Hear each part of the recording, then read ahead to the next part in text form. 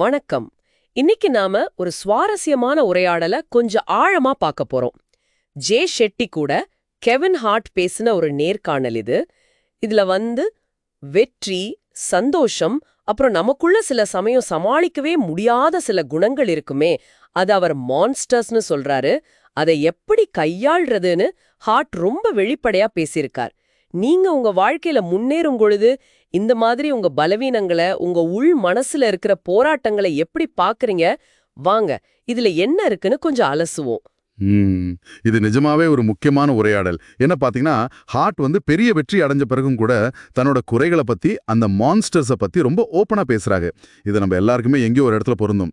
அவர் சொல்ற அந்த அகங்காரம், அப்புறம் இந்த தேவையில்லாத எதிர்பார்ப்புகள், இதெல்லாம் நம்மளோட இருண்ட பக்கங்கள் மாதிரி.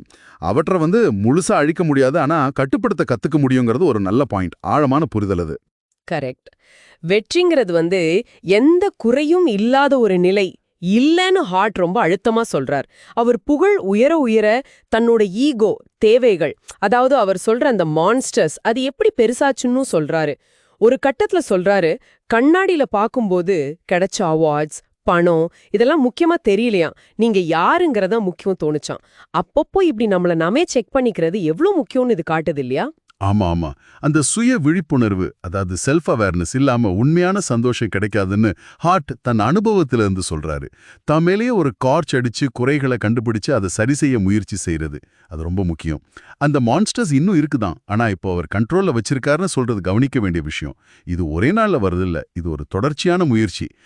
எப்படி சொல்றது, நம்ம எல்லாருக்குமே இது ஒரு சவால் தான் கண்டிப்பா. இப்போ ஹார்ட்டோட ஆரம்ப காலத்தை பார்த்தோம்னா இன்னும் கொஞ்சம் ஆச்சரியமா இருக்கு. அவர் சின்ன வயசுல ரொம்ப சோம்பேறியா, சவால்களை பார்த்தா ஓடுற ஒரு ஆவரேஜ் ஸ்டூடெண்டா இருந்ததா அவரே ஒத்துக்கிறார்.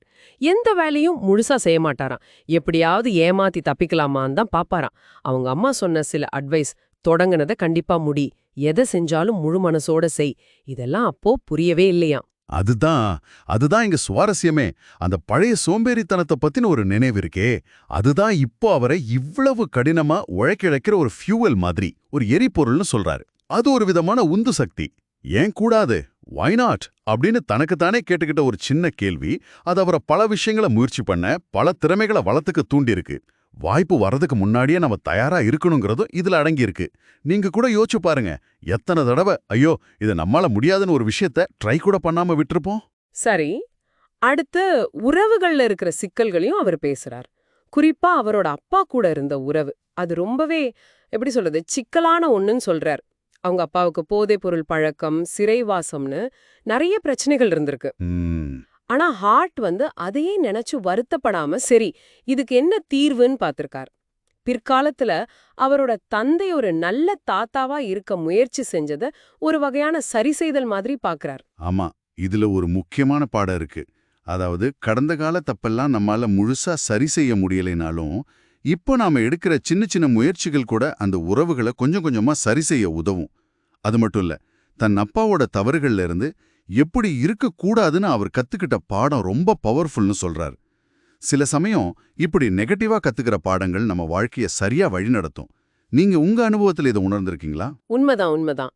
அடுத்து, வெற்றிங்கிறது தனிப்பட்ட ஒரு ஆளோட சாதனை இல்ல, அது ஒரு டீம் எஃபர்ட்னு ஹார்ட் சொல்றது ரொம்ப முக்கியமான ஒண்ணு. ஆரம்பத்துல அந்த நாங்கிற ஈகோ, அந்த ஐ மான்ஸ்டர்ன்னு சொல்றாரு, அது தன்கிட்டயும் இருந்துச்சுன்னு ஓப்பனா ஒத்துக்கிறாரு. சரி.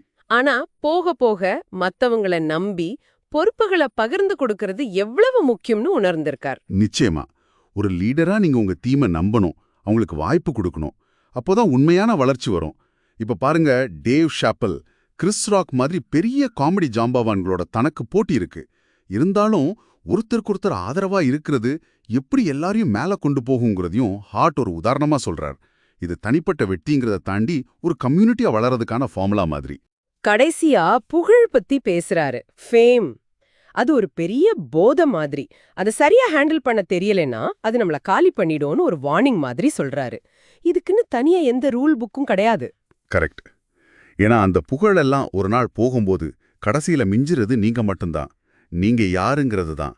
அப்போ ஒரு கேள்வி வரும், உங்களுக்கு உங்களை பத்தி தெரியுமா?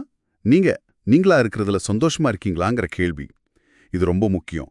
ஹார்ட்டுக்கு நடந்த அந்த கார் ஆக்சிடென்ட் அது இந்த சுய பரிசோதனையை இன்னும் தீவிரமாக்குனதா சொல்றாரு. வாழ்க்கை எவ்வளவு நிலையற்றது, எவ்வளவு மதிப்பு வாய்ந்ததுன்னு அது புரிய வச்சிருக்கு.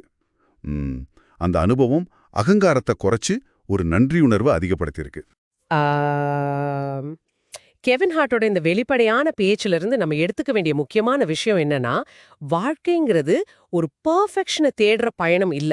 அது நம்ம குறைகளை ஏத்துக்கிட்டு தொடர்ந்து நம்மள நாமே இம்ப்ரூவ் பண்ணிக்கிற ஒரு முயற்சி. சவால்கள் வரும், அந்த மான்ஸ்டர்ஸ் அப்பப்போ வெளியே வரும். ஆனா அத கட்டுப்படுத்தி முன்னேறி போறது தான் முக்கியம். புரியுது. இறுதியா உங்களுக்கு ஒரு சின்ன சிந்தனை.